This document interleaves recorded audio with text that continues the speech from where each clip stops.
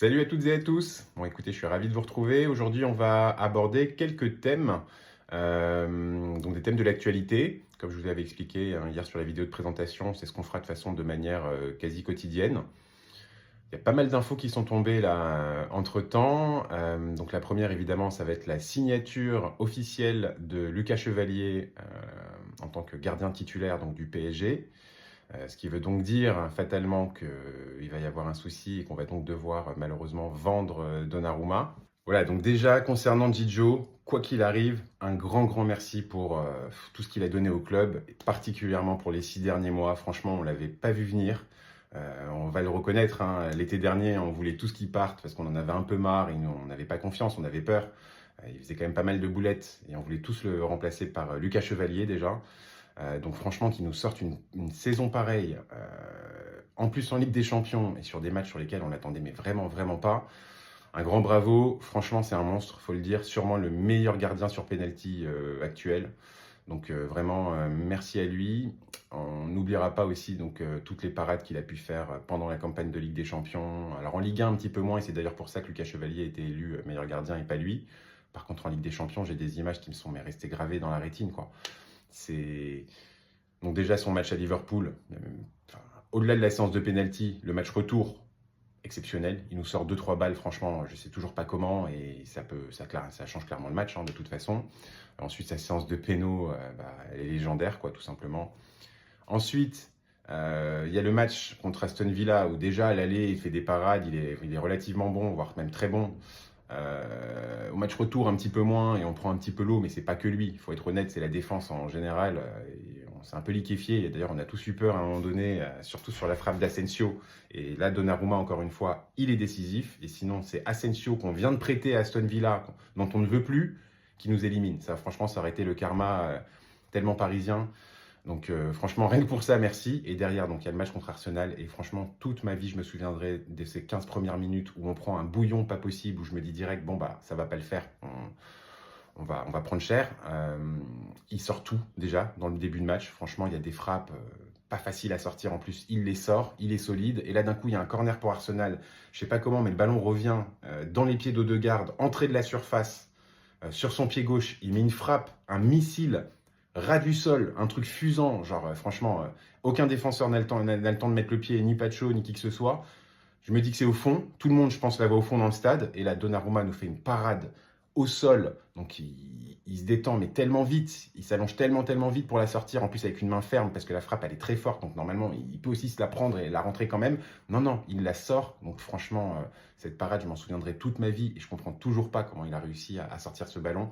Et c'est pour ça, en fait, qu'il va nous manquer. Voilà. C'est des choses qui nous ont franchement marqué et qu'on n'avait peut-être pas forcément vu au préalable. On avait vu que sur sa ligne, il était très bon. Mais là, c'est vrai qu'en plus, il a quand même fait des progrès cette saison sur pas mal d'aspects. Son jeu au pied, c'est pas le meilleur, on le sait très bien, il est toujours perfectible, mais c'est beaucoup mieux que les 2-3 dernières années, il faut le dire. Surtout les passes ras du sol, les passes un peu claquées, voilà, ça, il y arrive beaucoup mieux. Les relances un peu longues, c'est toujours pas ça et ça part souvent en touche. Bon, donc c'est quand même intéressant de le noter. Et je trouve qu'il a aussi beaucoup progressé sur son jeu aérien, donc sur ses sorties aériennes en général, hein, que ce soit sur les coups de pied arrêtés adverses ou sur un centre par exemple. J'ai l'impression qu'il a moins peur, donc ça se sent, ça se voit. Il est du coup plus imposant dans ses cages et les attaquants, je pense, le sentent. Donc ça, c'est quand même un peu rassurant. C'est pas le meilleur toujours. Des fois, il sort, il met le point, mais il rate la balle. Donc il a deux doigts de mettre en plus le point dans le visage de l'adversaire. Mais il fait l'effort, c'est tout ce qu'on lui demandait. Hein. Nous, on disait, on comprenait pas pourquoi il sortait pas en fait. Moi, je me rappellerai toujours de ce but contre Dortmund là, sur sa ligne, sur le corner. Enfin, on voit le truc venir. Enfin bref. Donc ça, franchement, grand bravo parce qu'il a quand même fait des progrès. Ça veut dire qu'il a travaillé. Mais c'est vrai que là-dessus, de toute façon, on savait qu'il y avait un plafond de verre et qu'il aurait toujours des carences, des lacunes. Voilà. Donc ça, c'est quand même le gros point positif. Voilà. Donc ça, c'est pour faire un petit peu la compilation de ce qui va peut-être un petit peu moins, mais qu'il a aussi un peu travaillé. Donc il faut se rendre à l'évidence, c'est quand même un gardien qui est travailleur, qui nous a rendu des gros services. Maintenant, on va passer à l'histoire des contrats. Donc en fait, c'est finalement ce qui a bloqué sa prolongation et qui a fait que malheureusement, on n'allait pas trouver d'accord et qui nous oblige à le vendre. Donc le problème de son contrat, donc c'est son salaire, qui franchement est un salaire qui est très honorable actuellement déjà. Hein. Il a le 8e salaire du club, c'est 12 millions net par an. Pour vous donner un ordre d'idée, il n'y a quasiment aucun gardien qui est à ce montant-là dans le monde, hormis, je crois, Neuer avec le Bayern, mais c'est parce qu'à force de 3 Ligues des Champions, il a renouvelé je ne sais pas combien de fois son contrat, et il a 30 millions, ce qui est complètement déconnant. Et je crois que c'est Oblak aussi à l'Atlético Madrid qui doit avoir un énorme salaire. Je crois que c'est quasiment à 20 millions, quelque chose comme ça, ou peut-être que ça les dépasse. Mais c'est pareil, c'est parce qu'en fait, il est là depuis tellement longtemps. Il a prolongé, je crois, 3, 4 fois son contrat. Et à la fin, bah, tu sais que tu vas rester là et que tu vas finir ta carrière quasiment au club. Tu demandes le contrat max, justement. Et toi, ton club accède parce qu'il y trouve son compte. Soit effectivement, il refuse parce que c'est pas dans ses cordes. Donc voilà. Donc ça, c'est quand même la première chose à savoir, c'est que techniquement, selon moi, alors oui, une revalorisation, c'est effectivement entendable, mais il a déjà un très bon salaire. Donc pour moi, une revalorisation assez minime, ça aurait pu convenir, quoi. Donc j'imagine que c'est une histoire d'agent, là. C'est pas Gianluigi qui demande à avoir 5 millions ou 7 millions de plus par an, j'imagine. Lui, je pense que ça lui convient à peu près, mais qu'il estime aussi peut-être une augmentation pourrait le faire se sentir un peu plus considéré, par exemple. Et je crois que c'est ce que le club a fait. Le problème, donc, c'est qu'on lui a proposé une revalorisation avec une part de variable. Voilà, comme on propose à tous nos joueurs depuis 1 an et demi, puisque c'est la politique, on propose quasiment des contrats co-performance. Voilà, on ne fait plus comme avant avec des salaires qui sont complètement déconnants et qui déséquilibrent complètement le vestiaire après aussi. Voilà. Donc ça, c'est la première chose. J'ai entendu, je ne sais pas si c'est vrai, mais que son agent aurait demandé à peu près le meilleur salaire du club, donc l'équivalent de Dembélé, donc plus de 18 millions par an, ce qui de toute façon ne serait pas possible, même si on l'aime beaucoup, même si clairement on pourrait se dire qu'il le mérite et qu'on a de l'argent. Il faut juste penser à la projection. Donc déjà, il y a la nouvelle politique salariale du club qui nous empêche totalement de faire ça, puisque les autres ne comprendraient pas. Il faut se dire une chose, mais si on met Donnarumma à 18 millions là aujourd'hui, allez, il y a 80% de chances que dans 6 mois, il y ait l'agent de Désiré Doué et de João Neves qui toquent à la porte pour dire, bah voilà, nous, nos joueurs, ils sont à 4, 5 millions, il n'y a pas de raison. En plus, ils ont plus d'impact dans l'équipe, ils ont plus de renommée. Je veux que mon joueur touche 12 ou 15. Voilà, ça va être ça le risque, en fait, si jamais on prolonge Donnarumma à ce montant-là. C'est pas forcément par rapport non plus à ses compétences ou par rapport à l'homme, c'est vraiment par rapport à l'exemple et au vestiaire. Et ça, je le comprends, mais tout à fait. Voilà. Donc ça, c'est hyper important à comprendre parce que c'est vrai que de l'extérieur, on pourrait se dire oui, Paris a de l'argent, Paris est riche, donc pourquoi ne pas rajouter 4 ou 5 millions par an comme il le demande? C'est énorme, 4 ou 5 millions par an. Il faut se rendre compte, même à l'échelle d'un club comme le PSG, là par exemple, si on lui donnait 18 millions pendant les 4 prochaines années comme il le souhaite, en fait 18 millions x 4, il faut juste faire le calcul, bah, ça nous permettrait d'acheter un très grand joueur avec un salaire énorme aussi si besoin, à un poste clé et décisif, et voilà quoi, ou si quelqu'un s'en va à un moment donné, l'année prochaine, dans 2 ans, etc., etc. Donc en fait, ça nous fait économiser beaucoup d'argent déjà, et ça nous fait aussi conserver de l'argent pour potentiellement le placer ailleurs, quoi. Voilà, c'est ça qui est hyper intéressant, en sachant que Lucas Chevalier, il a un contrat, je crois qu'il va être divisé, par rapport au contrat actuel de Donnarumma, je crois que ça va être divisé par 4, je crois. Voilà, je crois qu'il va être à 3, 5, peut-être 4, mais j'ai un doute, voilà. Ce qui est normal de toute façon dans un premier temps, donc c'est aussi pour tout ça que je comprends le club et que je me mets du côté des dirigeants. De toute façon, ils ont fait leurs preuves, il faut être honnête. L'année dernière, on ne croyait pas tous en cette saison. Moi, le premier, j'ai vu des ventes qui m'ont pas trop plu, comme Ugarte, par exemple, que je trouvais quand même utile et très combatif. Bah, son départ et le recrutement de Neves m'a donné complètement tort. Donc, il faut quand même faire confiance aux dirigeants, ça c'est clair. S'ils estiment qu'il n'y a pas d'autre solution que de faire ce mouvement-là, et ben, il faut les croire. Voilà. Donc ensuite, je voudrais qu'on aborde le sujet un peu technique des 2 gardiens, qui sont quand même assez différents, faut le dire. Donc il y a quand même une comparaison à faire. Donc alors déjà, comme je vous l'ai expliqué, le jeu au pied de Donnarumma pose problème, on le sait tous. Il va pas falloir compter sur le jeu au pied de Chevalier pour être subjugué, quoi, parce que moi je le vois depuis quelques saisons. C'est pas fantastique, faut être honnête, c'est pas sa qualité première. Il s'améliore, voilà, comme Donnarumma d'ailleurs. Mais on voit quand même qu'il y a plus de sécurité, et surtout c'est l'exemple que je prends souvent, mais on voit que quand les défenseurs ont la possibilité de lui faire la passe ou de passer par quelqu'un d'autre, ils lui font toujours la passe. Ça veut dire qu'ils lui font confiance et qu'ils savent qu'il va faire une relance propre. Ce qui n'est pas toujours le cas des défenseurs parisiens avec Donnarumma. Un peu plus cette saison évidemment, mais parce que c'est des recommandations d'Enrique qui veut toujours que ça reparte de derrière. Mais sinon, moi je me souviens de l'année dernière où il y avait des situations ubuesque où il fallait évidemment repasser par le gardien, et non, il sautait la ligne et il passait directement de l'arrière gauche à l'arrière droit, quoi. Voilà. Donc ça, je pense que c'est quelque chose quand même qui va jouer psychologiquement dans la tête de nos défenseurs. Voilà.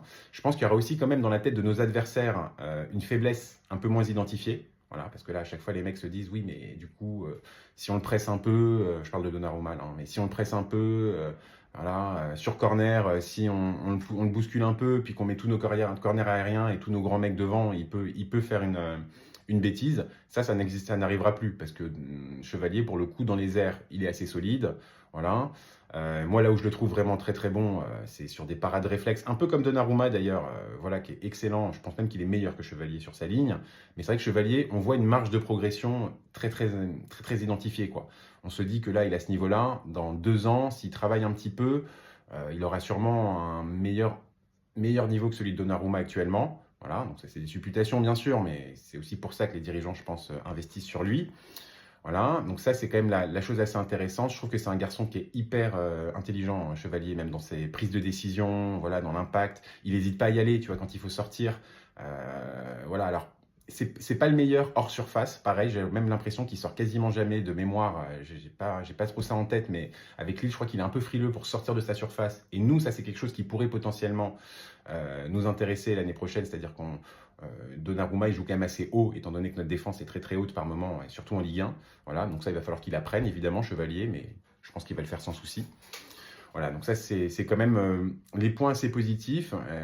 Moi, je vois aussi quelque chose, c'est sa projection. Je sais que c'est un petit jeune qui a de l'ambition, évidemment, mais qui, s'il se sent bien chez nous, pourra se projeter sur 4, 5, 6, 7, 8 ans peut-être. Donc, on pourrait l'avoir vraiment pas mal de temps. En plus, il est en équipe de France, donc c'est tout bénef et pour nous, les Français, et pour Didier Deschamps, et je pense pour lui aussi, pour sa marge de progression, et pour sa marge de progression, et aussi pour sa visibilité, parce que du coup, il sera hyper présent partout, quoi, dans tous les matchs. Donc ça, c'est la bonne chose. Ah, donc maintenant qu'on a dit plus ou moins quel pourrait être l'apport de Chevalier en comparant un petit peu à Donnarumma, je vais aussi quand même parler de sa faiblesse, qui en est une. Je l'ai quand même identifié assez rapidement parce qu'en fait, si on regarde ses statistiques, sur les 10 derniers pénaltys tentés contre Lille, il en a arrêté un.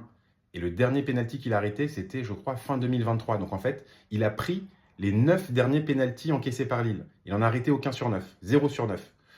Donc ça, c'est quand même un peu inquiétant, on va pas se mentir, surtout quand tu as Donnarumma du coup en comparaison, quoi. Lui, c'est vraiment sa force. Donc ça veut pas dire qu'il va pas s'améliorer, bien entendu, puisqu'il a une énorme marge de progression et j'imagine que les entraîneurs gardiens du PSG sont très bons là-dessus. Donc ils l'ont identifié aussi, j'imagine. Ils vont le faire progresser, il n'y a pas de souci. Par contre, il faudra peut-être pas être trop exigeant avec lui la première saison. J'ai surtout peur pour l'année prochaine, si jamais en phase de Ligue des Champions, en phase de Ligue, non, pardon, en barrage ou après quand on passe les 16e, les 8e, quarts, etc. Si jamais il y a une séance de pénaux, on n'est pas à l'abri qu'on voit bien la différence quand même avec Gigio. Voilà. Mais bon, ça c'est le risque, hein, malheureusement, on ne peut pas avoir un mec parfait, et puis surtout à cet âge-là, donc il faut le tenter. Et c'est vrai que si on peut faire une petite comparaison avec Gigio pour le coup, lui, c'est vraiment sa spécialité, quoi. Moi, je l'avais suivi quand il était, je crois, en équipe italienne des U16 ou U20, je sais plus. Bon, il était très jeune. En gros, il joue contre l'Allemagne, pareil, des U16 ou des U20. Et d'ailleurs, c'est l'Allemagne de Toni Kroos à l'époque. Et il y a une séance de pénalty. Ils n'arrivent pas à se départager. Il y a une séance de pénalty à la fin.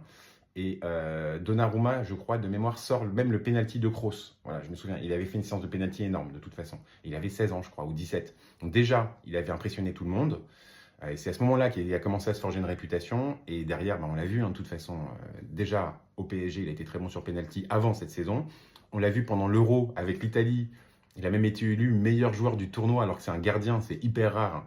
Donc évidemment, voilà, ça confirme un peu son talent à ce niveau-là. Et puis on l'a vu l'année dernière avec Liverpool, quoi. Enfin, je pense qu'il est rentré dans leur tête très vite, quoi. Darwin Nunez, clairement, il rate son péno, je pense en grande partie à cause de l'envergure de Donnarumma et le fait aussi qu'il sache que c'est un spécialiste de l'exercice, pardon, etc., quoi. Et pareil, je crois que c'était Curtis Jones, je crois, le deuxième qui rate. Donc franchement, ça, c'est sûr que on va sentir la différence et je pense qu'on n'en a pas assez pris conscience du coup pour Gigio, mais c'est vraiment un mec exceptionnel à ce niveau-là et je pense qu'il n'y a même pas de comparatif à faire avec d'autres gardiens dans le monde. Limite toute génération confondue, à part je pense à un Chilavert ou des trucs comme ça au Paraguay qui jouait pour le Paraguay avant, qui était vraiment imposant et qui faisait flipper tout le monde sur sa ligne. Franchement, Neuer par exemple évidemment, mais c'est je pense un des top 5 gardiens, toute époque confondue sur les pénaux, quoi. Donc ça c'est vraiment la chance qu'on a eue et un grand merci à lui et puis ça nous a permis de rapporter la Champions, quoi. Je vais conclure en souhaitant la bienvenue à Lucas Chevalier. On a toute confiance en lui. On va essayer d'être assez patient parce que j'imagine que ça va pas être évident de passer après un grand gardien comme Donnarumma, surtout après la saison qu'il vient de faire. Voilà. Et puis je vais surtout remercier donc Dijo, un grand merci à toi. Franchement, tu nous as fait rêver. On n'imaginait même pas en fait que tu puisses atteindre ce niveau. Voir, moi je pensais même pas voir un jour un gardien au PSG avoir ce niveau-là. Donc franchement, un grand merci pour les émotions, pour la Ligue des Champions et puis pour tout ce qu'il a donné parce qu'au final, c'est vrai qu'il a été très correct. Voilà, ça a été un mec très très classe malgré les turbulences par moments. Donc franchement, un grand merci à lui et puis on te souhaite le meilleur. Juste, ne nous élimine pas la saison prochaine. Donc n'hésitez pas à me dire ce que vous pensez de tout ça en commentaire et pensez surtout à vous abonner. On revient très vite avec des nouvelles infos à propos du mercato du PSG, à propos du Ballon d'Or, à propos du potentiel départ de Kimpembe. À très bientôt.